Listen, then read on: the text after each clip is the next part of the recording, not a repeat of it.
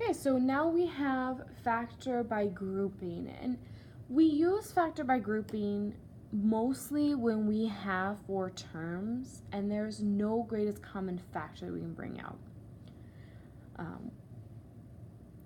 So let's get started. Well, just like the name says, we are going to factor by grouping. So I'm going to group the first 2 and the last 2 terms together. So I'm going to hide this one group. This way I don't get confused. I can just focus on the part that I need to focus on first.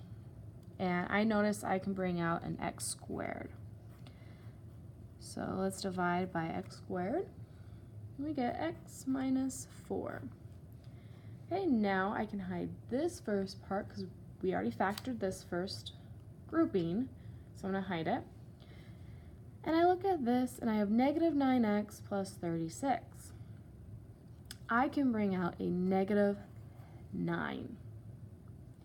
Okay, the reason why I'm bringing out a negative 9 is because I want whatever is on the inside to be the same as this.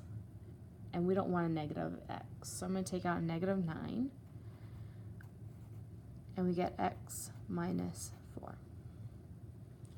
Okay, now I'm looking at this term, and I notice they both share x minus 4. So I'm going to bring out x minus 4, and I get left with x squared minus 9. Now looking at this, we can see that we have the difference of 2 perfect squares.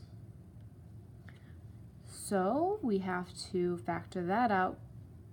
We get x minus 3 and x plus 3. And that will be my complete factorization for the first example. Okay, let's do the next one. Again, we're going to group them, hide that one. I notice that I can take an x squared, so I'm going to divide each term by x squared.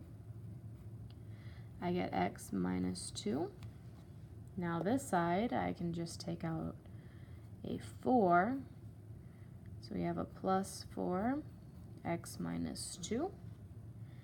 Now with these 2 terms, I notice we have x squared in both of them, so I'm going to divide by x minus 2 from both of them because each term has x minus 2. So we have x minus 2, x squared plus 4. Now this is the sum of 2 perfect squares, and we can't factor the sum of 2 perfect squares, so we're done. Okay, let's do one last example.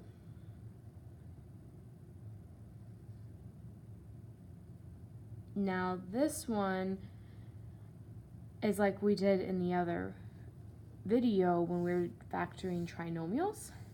So I want to show you that it is possible to factor by grouping with a trinomial. In order to do that, we have to first separate this middle term.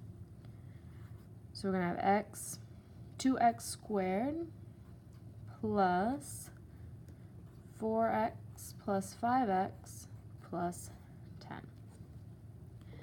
Now we have a 4-term polynomial, and we're going to group them up.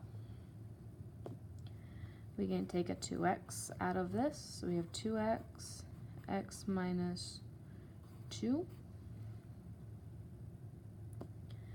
Then we can take out a 5, so let's divide each term by 5. We have x plus 2.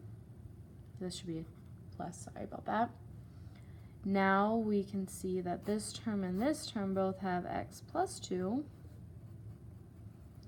So let's divide each term by x plus 2, and we